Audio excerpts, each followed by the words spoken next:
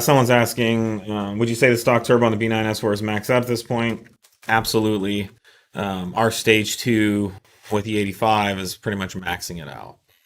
And it's putting down about 600 foot-pounds of torque, and about 450 plus horsepower. Yeah, so it's at its safe, usable, optimized airflow limit. Yeah, I mean, we could run more boost, we could run more, but the turbo, we've tried, the turbo just makes more heat and you don't get anything more out of it. So I mean, from an efficiency and a power production standpoint, we're in a really good place with the stock turbo. Yeah, this is something we've talked about. More boost does not always mean more power. Up to a certain point, there is a curve where you can gain more power by raising the boost. But if you want to know how turbos work, read up on turbo compressor flow maps, and that'll tell you everything you need to know. And so there is a map with gradient lines that shows the efficiency at various flow points and pressures that a turbo can operate at.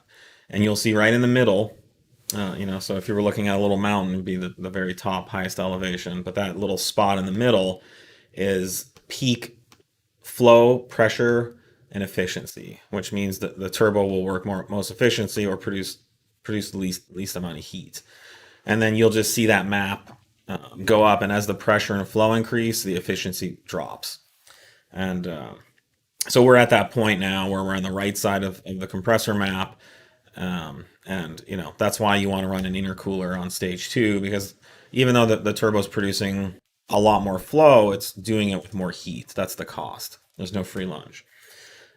And so it's heating up the air more, and that means you need the intercooler to take the heat back out. So anyways, are the crackles safe for the OE downpipe on B9 3.0T? Why and what gains do you really see with the downpipe?